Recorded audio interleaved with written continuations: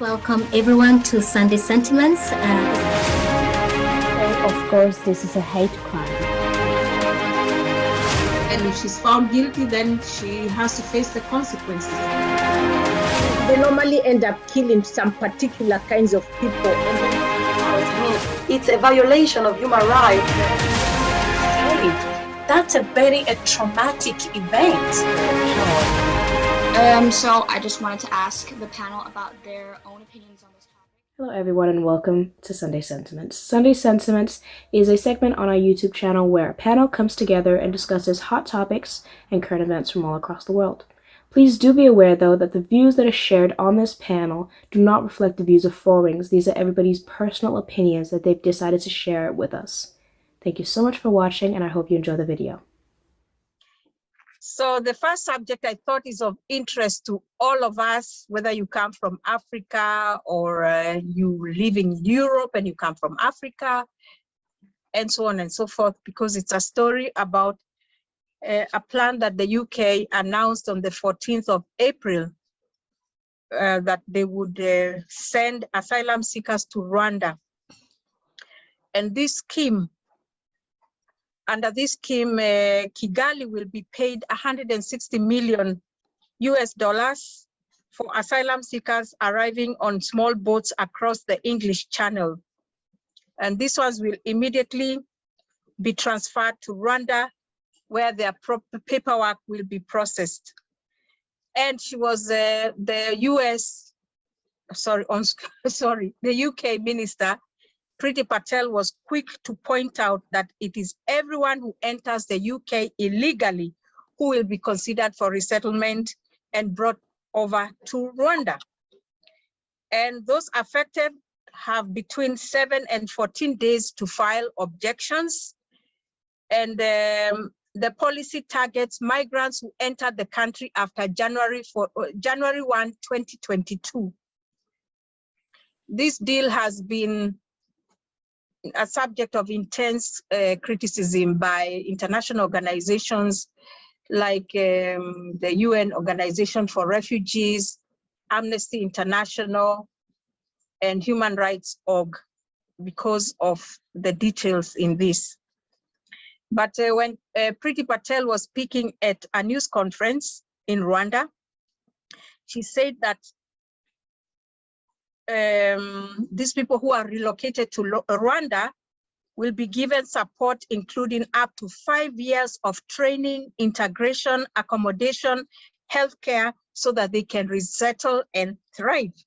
She also said that this was a joint new migration and economic development partnership that would actually be an investment in the economic development of Rwanda. And she also said that this was aimed at improving the UK asylum system, which she said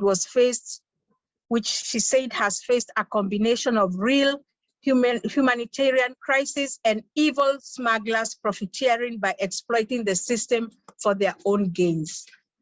So you had it.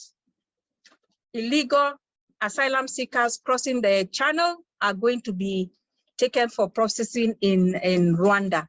So I was wondering, what does our panel have to say about this, in light of all those details that I've given you about the benefits for Rwanda, the benefits for the UK, and the benefits for those who will be transferred for processing and likely get legal status there, or to stay there for at least 5 years.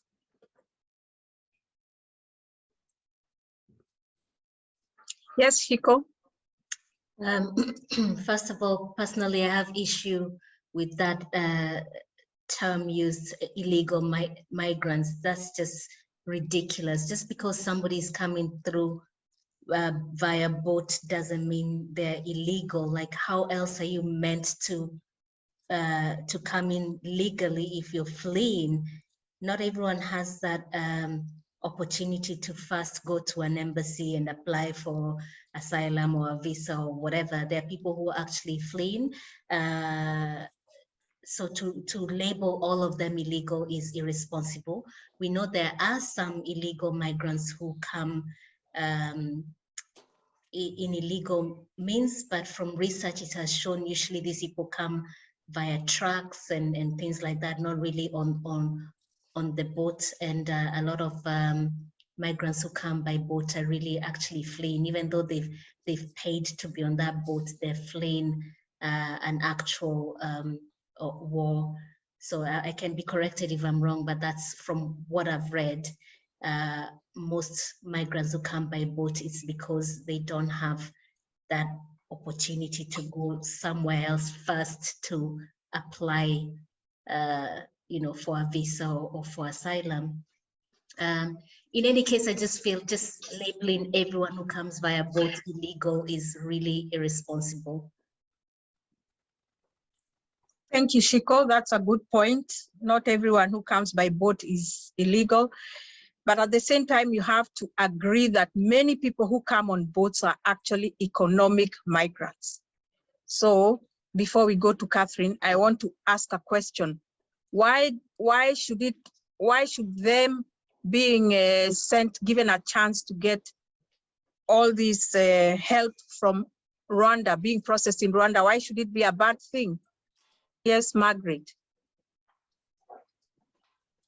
Okay, I'll just add another question on top of that. Why have they picked Rwanda? Did they ask for those people? Rwanda has an agreement with the UK. They had talks and Rwanda agreed to be part of this program where they are paid 160 million US dollars and possibly more. And these people will be rehoused and retrained with the help of the UK. So it's not like Rwanda is not benefiting. Rwanda is a big beneficiary in this scheme. And on top of that, they are saying they're only going to support them for 5 years. Did I hear that? And then after 5 years, they've been these people are settled being processed. Many of these people are sent back to their countries if they are deemed not given status to stay in the UK. They are sent back to their countries. So in fact, I'm finding that maybe a generous plan that they are trained and given all these goodies before they are processed further to the UK or not. I think it only looks nice, but I think there's some hidden things they are not going to be okay. I don't think if they are going to be totally okay when they are doing whatever they are doing. All of them are from Rwanda, or these are just mixed people from different countries and they're being taken to Rwanda? These are not Rwandans. These are people who are seeking asylum in the UK. They take boats from France, cross the channel, and go to the UK illegally. Those people will be directly transferred, not directly because we have some holding centers in the UK, and then they'll be processed and taken to Rwanda, so that Rwanda now can process their asylum and see if they can go further to the UK or they'll have to stay or go back to their homes. Thank you. Because themselves, they chose UK when they were going to UK. They didn't choose Rwanda. So they had a reason for choosing UK. So why take them to Rwanda? That is my problem with that all process of it. So if somebody has another thing. Thank you, Margaret. I think Catherine has something to comment on this. Yeah, I just want to have a few clarifications. I maybe start with sort of from the back with Margaret. Actually, there have been, unless there has a last minute change, the idea is this is not really an offshoring like Australia is doing in Nauru and somewhere else. This is actually deportation. They're taking them to Rwanda for processing, and if they are given a status, they are supposed to stay in Rwanda. They do not get the option to come back to the UK. I mean, this has to be clear because this is a very different system to what the other countries sort of suggested. And people, I think, in the beginning thought that this was just an offshoring, so we fly them there. Eventually they get processed. If they get granted a status, they come back to the UK. That is not the idea. I also wanted to talk about illegal migrants. At the moment, coming legally to the UK, there is only a few routes for people from Afghanistan, from Ukraine, and from Hong Kong, all on different types of visas and possibilities, but other than that, unless I forgot someone, there is no legal route. So the only legal route you could think of is applying for a visitor's visa and then overstaying and then apply for your asylum in the UK. But you know, when you're fleeing your country, you might not have the possibility to sit down and start applying for a visitor visa. You might, so what I'm saying is you cannot apply for asylum from outside the UK. And those people coming on boats, in reality, yes, there might be some economic migrants, but 2/3 are genuine and being granted asylum in the UK. So for me, agreeing with Margaret, I think this is almost human trafficking. If a person fleeing their country or whatever reason they have to leave their country, trying to get to the UK, and then being told, sorry, we take you to Rwanda. You know, just because they're fleeing their country doesn't mean they're not having human rights anymore. That they can all of a sudden cannot choose where they want to go, and not only being brought to a country nearby of their destination, but being brought somewhere completely different on a different continent. I just find it absolutely atrocious. I don't think actually it is going to happen. It's extremely expensive for the taxpayer, extremely expensive. Australia has shown that they're paying, I think, $1 billion per year for doing the offshoring. Knowing when it came out, I think there's partly, again, there is a government that's feeding its voters, and refugees are again, migrants are again the topic to sort of use them to feed into a very racist voter base. Sorry for saying that so clearly, but yeah, that's my opinion. Thank you, Catherine. But it actually does look like it's going to happen, because according to the news in the media, the first people to be taken to Rwanda will be taken at the end of May. And according to Boris Johnson, 50 of those people have already been informed that they are going to be flown to Kigali, Rwanda. So I'm in two minds about this, because I feel that if people are fleeing circumstances, they are fleeing whatever they are fleeing, I'm wondering why they have to be choosy as to where they are going to go. Why should they be choosy?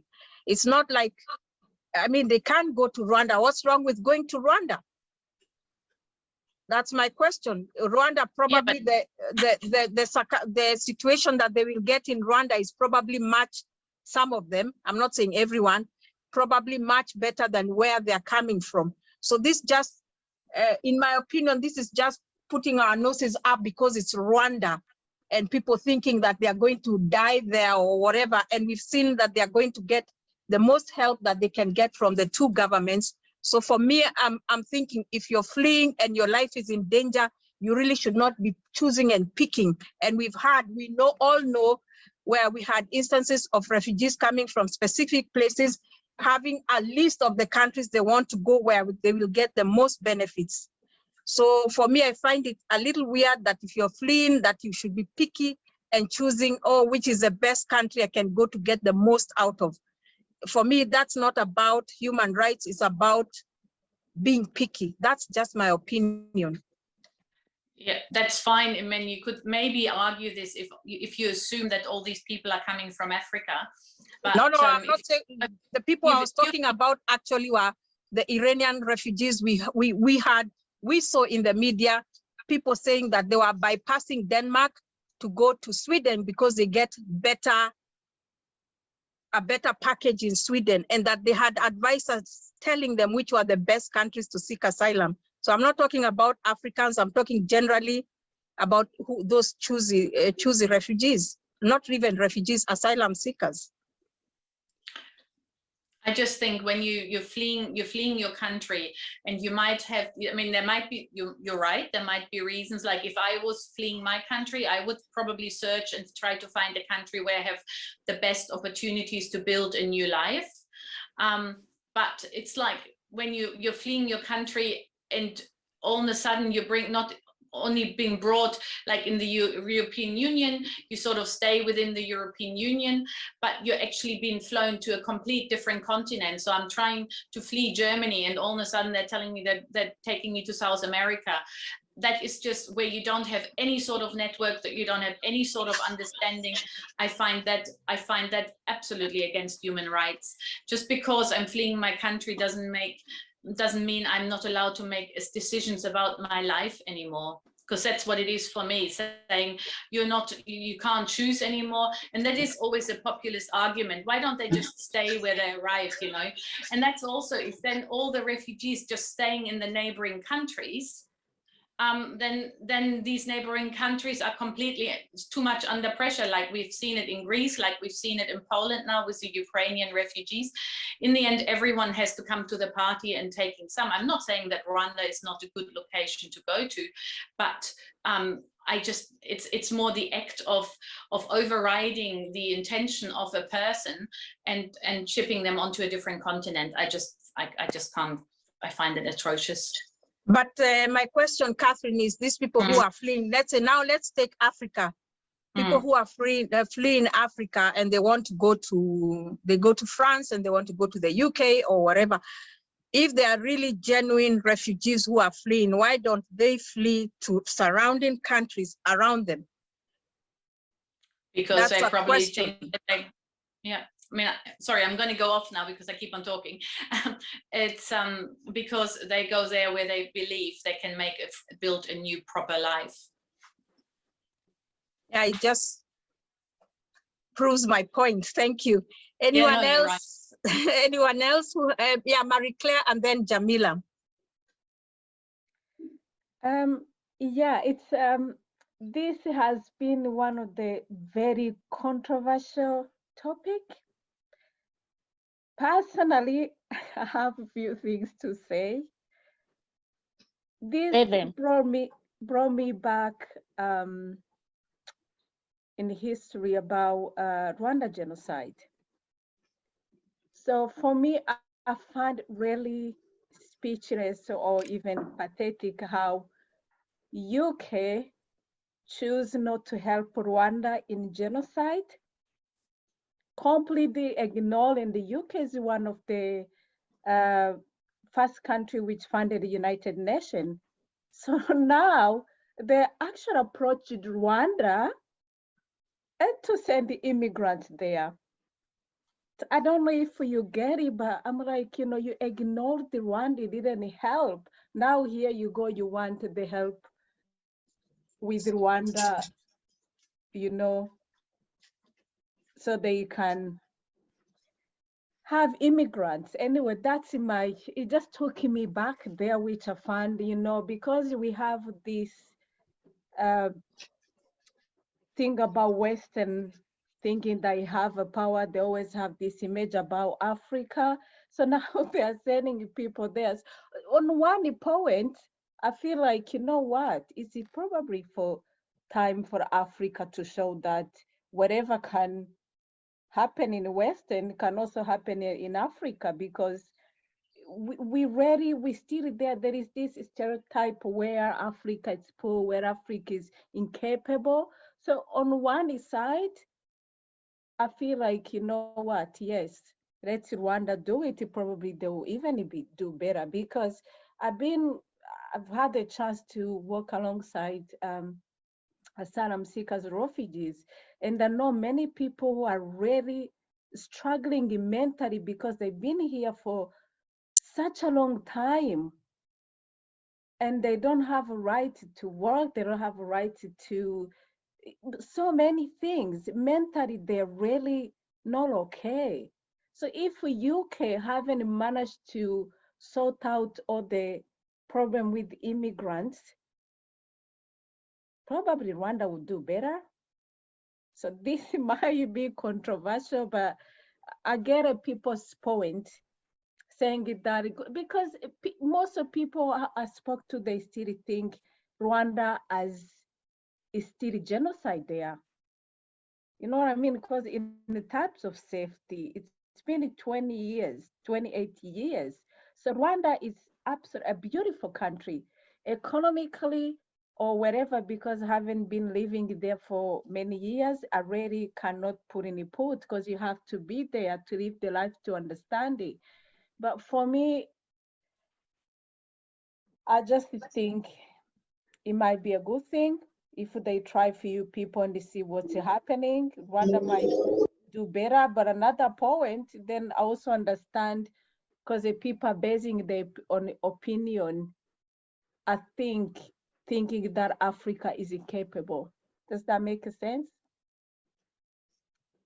Yeah, it makes sense, Marie-Claire. And I like the point you said that maybe Rwanda feels what Europe can do, we can also do. And Catherine talked about people being sent to places far away, the culture, maybe, I don't know if she mentioned about cultural differences. And I'm thinking many of those who cross the channel, many of them come from Africa. So the cultural differences will not be that big if they are relocated to Rwanda. At the same time, we have this support that they are claiming that they will be given, where they'll be given 5 years of training, integration, accommodation, healthcare, and so on. Probably maybe better than they get in the UK if they were asylum seekers.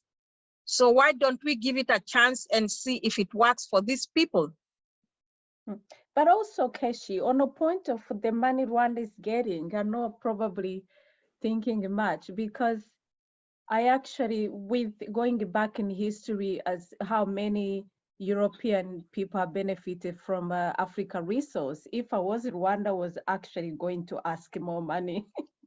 I'm surprised that they are getting that, but we don't know the whole deal. We don't know, governments make deals that are not made public to other people. So we don't know what the exact deal is, but that was a figure given to the media. So we'll move on to Jamila and then Nemo. Yeah, so basically, I think that, you know, Rwanda is going to be capable to do this, but it's just once again the UK dumping their own responsibilities onto someone else. That's what I believe. And obviously, like, because they're getting offered money, if you're getting offered money by anyone, you do probably anything, like ourselves, but it could still be someone taking advantage of you in that situation. And I think that's what's happening now.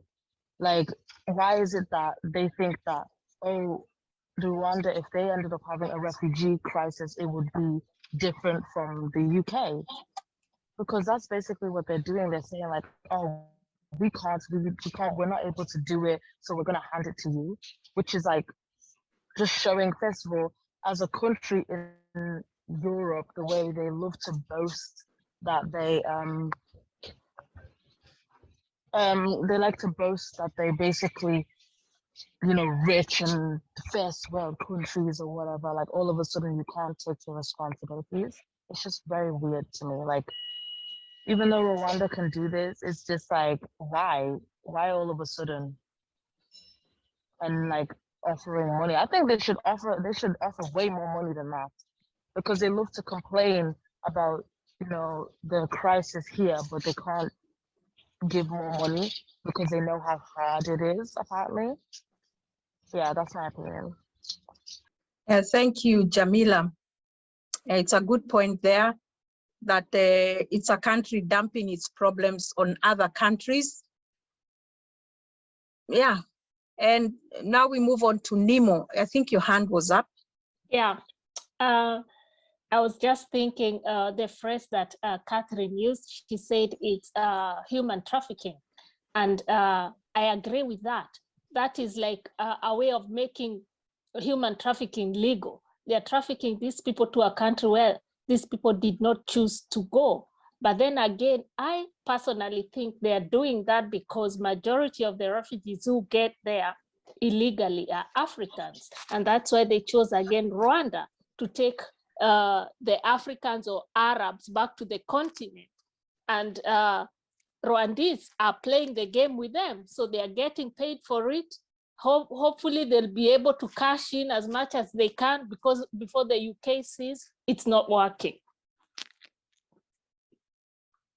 Thank you, Nemo. That's an interesting point. also Catherine made it about human trafficking. Actually, they're trying to combat human trafficking by basically doing the same thing, forcing people to go to countries they didn't want to go, but this time with a political mandate. So interesting. And this plan has actually been criticized by different organizations and activists, saying that they are breaching the UN Refugee Convention. But I'm thinking, in my opinion, many of these people are asylum seekers.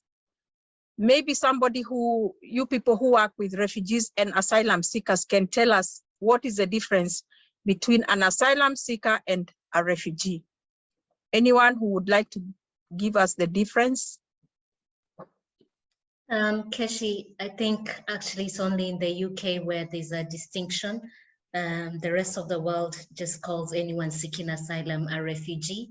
But in the UK, an asylum seeker is somebody who is seeking refuge, but has not been given permission to stay. And once they get the permission, then they're referred to as a refugee.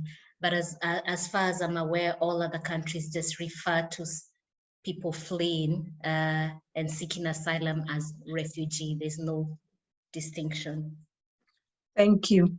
So according to those who know, they say that this plan is breaching the 1951 Refugee Convention, a treaty by the United Nations that says that signatory states must not impose penalties on asylum seekers and refugees on account of their illegal entry or stay. So they are totally in breach of this. And then we have the UNCHR saying that people fleeing war, conflict, and persecution deserve compassion and empathy. They should not be traded like commodities.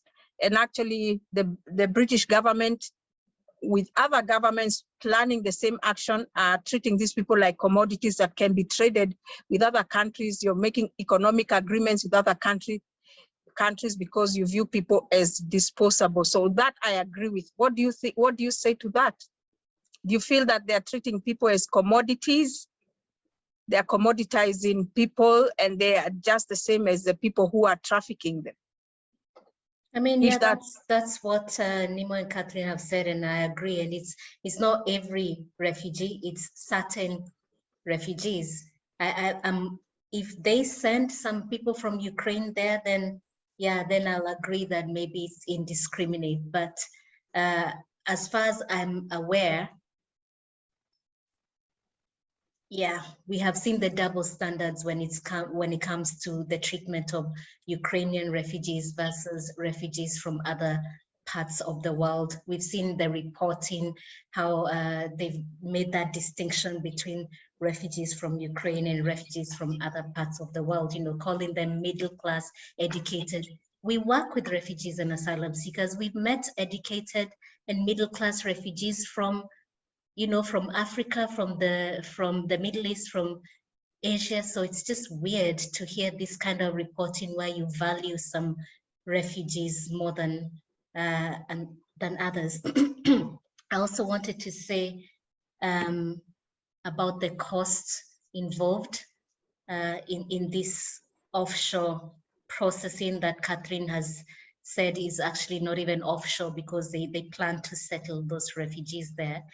Apparently the cost is so high and the government hasn't disclosed the total cost, because what you've told us, Keshi, is just what they'll be paying Rwanda. But the cost of putting people on a private plane and chartering it from the UK to Rwanda, which is just bizarre, is also a huge cost, and that's the taxpayer. And I just find it weird that they say it's to save taxpayers money, but then they're spending this much. So for me, I feel there's another motivation, not the money, but rather that they don't want certain kinds of people in their country. That's how I feel, and that's disgusting to think about, that it's just that they don't want certain kinds of people in their country. Yeah, thank you, Shiko. We're talking about the costs. This also something I've been thinking about, because we did send you an article about this former RAF RAF base that will be used to send, they are going to send to house hundreds of male asylum seekers. So I'm wondering, how does this compute? They're housing them there and then sending them further to Rwanda. So this is like a double, how can I say? The bill will be so big because first of all, you'll first start by housing them in the UK and then sending them to Rwanda. So they are going to incur a big bill at the taxpayers' expense. So you British taxpayers will pay for that. And we have these people in this little village, I don't know how you pronounce it, it's on Linton, on House. They are actually protesting against having this 1,500 or hundreds of male asylum seekers being housed in their little village of around 600 people. So what I wondered is if these people don't want those people in their country, is it a wonder that the UK wants to send them to another country? The locals, the British people don't want them there. Keshi, I'm going to respond to that because I think that's just a sweeping comment you've made, because this village, as you said, is of 600 people. And when they were interviewed, they said they have no issue with people seeking asylum in the UK, but they did feel sending 1,500 or whatever it is, loads of hundreds of male refugees to a tiny village is problematic. And I agree, you can't do that. You're just going to create issues. And you know, that community will be overwhelmed with just a huge influx of people. So I think it's poor planning by the government. Maybe it's even done on purpose so that people can, you know, get angry and then they can justify the things they're doing. But the village itself, for me, I agree with them. You can't just take like hundreds of refugees to a small village that has never had, you know, it's not even had to deal with this kind of thing, and then just put them there and expect everybody's gonna live happily ever after. I think it's the government just creating issues so that they can justify the things that they're doing that are anti-migrant. I agree with you, Shiko. I feel like it's done purposely to create a moral panic where people start, oh, we are just a village of 600 people and you're bringing men. So everyone is up in arms. No, I can't send them back. Send them out to, so that becomes the solution. Because if you look at the reaction of your prime minister to that news, he said, oh, we are going to address it, but it has not been addressed and these people are panicking. And if people will start thinking, if they can do that to a small village, it's coming to your neighborhood. So everyone will now start, oh, I don't want so many men in our neighborhood. So it will look attractive to have people being sent to Rwanda as a solution. So I do agree. And I use that as a situation to provoke a reaction from you.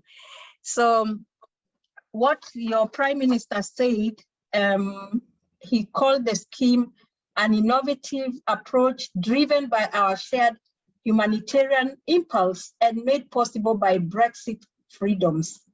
And he says that Rwanda will have the capacity to resettle tens of thousands of people in the years ahead. So you can see that actually the idea is not to process these people further to the UK, but to resettle them in Rwanda. But Marie-Claire, maybe you can clarify for us. A lot of people have been talking about Rwanda's human rights record, that they have an appalling human rights record, and the UK sending people there is strange, because just recently the UK directly raised its concerns about the respect for human rights in Rwanda, and it grants asylum to many Rwandese who have fled the country, included in the last 4 years. So the question being, how do they think this is okay to do that while they are opening their hearts and homes to thousands of Ukrainians? What do you guys think about that comment? That's from the Human Rights Watch. I mean, Keshi, it's very interesting you talking even about human rights, and we know it's being violated here. You know, we work, as I say, we work with the people who are destitute. And those are people who have been living in the UK for a long time, people with no status, people who don't have a right to, I wouldn't say to life, but they're saying, if I go back to history of human rights is for everyone who were born as a human. But when you see what kind of life asylum seekers sometimes live here, so I mean, UK, yes, I don't have evidence wherever politically, but we know human rights are being violated here. Refugees, asylum seekers will tell you what's going on. So for me, I really, it's hard to answer that question because obviously I don't live in Rwanda, I live here, but I know the only thing I can say about human rights is in here. So I don't know how to answer your question because I don't know much about, you know, what's going on there, but I know what's going on here. But it's just controversial to use that human rights for the UK to use it when there are things they're not doing right as well. Actually, it's Marie-Claire, it's not the UK using that human rights talking point. It's the Human Rights Watch who said that the UK is doing wrong because they are sending these people to a country that has an appalling human rights record where they have extrajudicial killings, suspicious deaths in custody, unlawful or arbitrary detention, torture, and abusive persecutions. That was a talking point of the Human Rights Watch, not the UK government. So they are saying that the UK is not respecting their human rights by sending them to such a country. Yes, Shiko? Yeah, I agree with Marie-Claire. We both work with asylum seekers and refugees about the hypocrisy, and it's a double hypocrisy here. So already here in the UK, there are human rights abuses on asylum seekers. We've seen the way they're treated and the way the government actually doesn't care while giving this outward look of caring about human rights. And the second way they're hypocritical about human rights is, yes, they are sending people to Rwanda. And for example, Human Rights Watch said about the refugees from Congo in Rwanda, who, because they protested about food rations, 12 of them were killed and 60 of them arrested. So just that right to protest about a basic human right, such as getting your sustenance food, you're not allowed to, and the ones who did were shot and killed and others arrested. So it's so hypocritical to put on this outward face of we care about human rights, and then sending people to a place where there's no monitoring and there's no accountability to the government when they torture or kill people who protest against the government. Yeah, thank you, Shiko. That's a good point. So Amnesty International also says that sending people to another country, let alone one with such a dismal human rights record for asylum processing, is a very height of irresponsibility and shows how far removed from humanity and reality the government now is on asylum issues. But like Shiko said earlier, the government is very on point when it comes to specific refugees who are welcomed with open arms. So I think we stop the discussion there unless someone has a point, so we can move on to the next subject.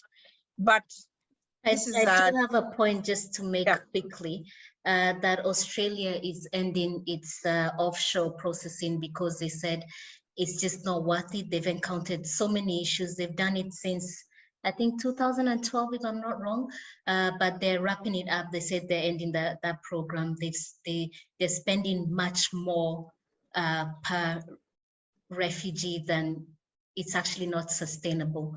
So it's ridiculous to see an example of a country that has done it and they're now pulling out, and then you still go ahead and do it. It's like there's no lessons learned. And as someone who lives in the UK, it's a government that personally I'm frustrated with, and I know many people are frustrated that it's just a government that will do whatever it wants, regardless of what evidence shows. And that's frustrating to be living under such governance. But yeah, okay. But Yes, also, Margaret. Maybe I'll just say it is just deporting those people. Just in short, they are just deporting them in a clever way. So when you go to Rwanda, why choose Rwanda? They know the reason why they've chosen Rwanda is an hostile environment. So they know those people will not get friendly welcome there, and they will wish to go back to where they were, like from North Africa or West Africa. So Thank you. The other way of saying, no, we don't want more people in our country. But can I also say something on double standard? Sorry, what Chico said about double standard, correct me because I'm not sure about this. With UK receiving Ukraine, but wanting to send the rest in Africa, had they actually, because we heard about the African students who were in Ukraine, what did UK offer? How come they only choose Ukraine and then leave the student, African student who couldn't leave? And then, I don't know, I'm sorry, but I'm finding the really UK, there is anti-immigrant or whatever in a clear, I don't know if you need the fact, but I'm finding the whole thing, why UK is doing and everything really controversial. Yeah, it is indeed very controversial, Marie-Claire, as you've had all these organizations are finding it controversial. Yes, Catherine, maybe Yeah. our last comment, yeah. Yes, it's my last comment because, I mean, from sort of reading a bit about it, Rwanda does a lot of right. I mean, I think because refugees can work, they have a program, but they're already struggling with very high numbers of refugees from neighboring countries. So just to put a bit of into perspective, as a percentage of inhabitants, the UK is one of the lowest countries of intake of refugees. Only 0.3% of the population is made up by refugees and asylum seekers. Like, for example, Austria, which is a very small country, they're already at 1.8%, just like Germany. And Rwanda is at 1.1%. So Rwanda, as a percentage of its population, has already so many more refugees and still receiving from African countries. The UK has one of the lowest numbers in Europe as well of taking refugees on. So it's the refugee crisis in the UK is just a populist verbal thing. If they would use the incredible amount that they will have to spend on the Rwanda scheme to hosting and creating structures in the UK and hosting them here, then that would make a lot of more sense, and it would help the economy as well, because that's, for example, why Germany is quite open to take in refugees and asylum seekers, because they know long term they will actually benefit their society, because they need workers in a dwindling population. So for me, this whole scheme, whatever the English government is doing, is just to sacrifice sacrifice asylum seekers, refugees, migrants to get votes in the next general election. And that's my last word. Oh, and Keshi, I'm sorry, I just have to respond to what Katrina said very quickly. Yeah, I've just put in the chat about refugees and Rwanda being a small country. So think of all these thousands, because the UK said they will resettle thousands of refugees in Rwanda. Think of the impact in the long term that will have on the Rwandese people. So now there'll be less resources for them. The same thing that they're arguing about for the UK, they just want to transfer to Rwanda. So there'll be less resources, less school places, pressure on the what do you call it, hospitals, all those things, more crime, all of that they're trying to save themselves from. They're just transferring to a country that I think is smaller than the UK, much smaller than the UK. So it just doesn't make sense. And also for the Rwandese government to say, yes, we'll do that, it might be a great deal now to get those thousands of pounds, but in the long term, it will definitely impact on the people, on the Rwandese people. Thank you, Shiko. And we do know actually why Rwanda is agreeing to this, because as Rwanda has said, this deal does not include refugees that are coming directly from countries surrounding them, because they will get nothing from nobody. So the fact that they are getting money to house these refugees shows you the motivation from Rwanda. And we can say, yeah, they're trying, they're doing their hustle, but like you said, it will have a big impact on the country itself and their population. So thank you for joining us, and thank you for your points. So we'll move on to the next topic, which is about the impact of the war in Ukraine, both economically and financially in different countries in our panelists. Thank you.